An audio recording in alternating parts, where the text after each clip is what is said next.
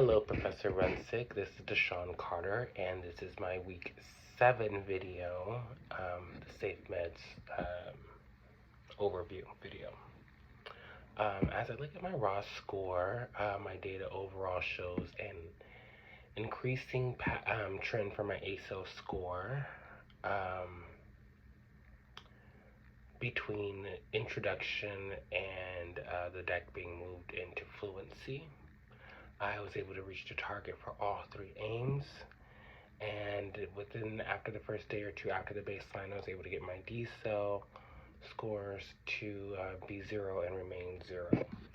I'm toggling here on my computer to see my other scores, but yes, I was able to reach an A-cell 16, D-cell 0 in deck 1, A-cell 17, D-cell 0 in deck 2, and A-cell 16, D-cell 0 in deck 3.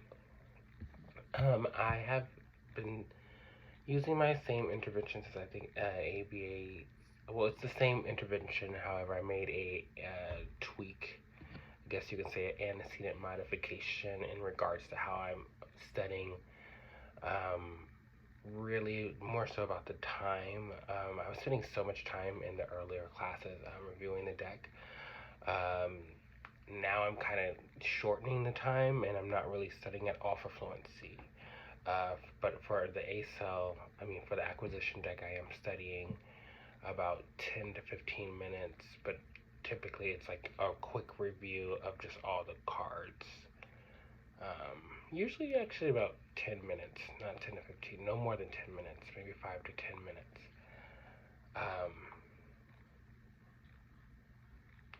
But let me give you a full rundown. So I take each deck, and when they're introduced, I review the deck, and then I do like pretty much a practice run. I test myself on the whole deck. I separate the answers between correct and incorrect. I then study the incorrect deck, and then I shuffle the cards and start to run my trials. I'll run 5 baselines. I run 5 trials, and I write down the data, and I put it into Central, well, I don't want to say Central Reach, but Precision X. Well, yeah, it is Central Reach, Precision X. At the end of the week, as I'm about to draft up the Safe Meds review for the week, I did not make any adjustments to the acquisition deck. However, I did make an adjustment, a modification, an antecedent modification for the fluency deck. As I was saying, I'm not really studying fluency. I'm kind of doing a review, not like I'm studying for the acquisition. I'll actually test myself and do a retrial and review them. But for fluency, I'm pretty much kind of just like skimming them and going at a trial. Or going out the trials. So after we had the week off, I believe around the 4th of July, my scores came back pretty low. So I added an adjustment of time for study time for the deck, and then I think 2 days later, I took it off once I was performing back up to my standard, which is 16, ASO 16. So once I got there, I was like, okay, I can remove the antecedent of study time and keep running the fluency deck as I previously had. Lastly, my course goals. I have 3 goals for this course, and I am excited to report that I made all of my goals.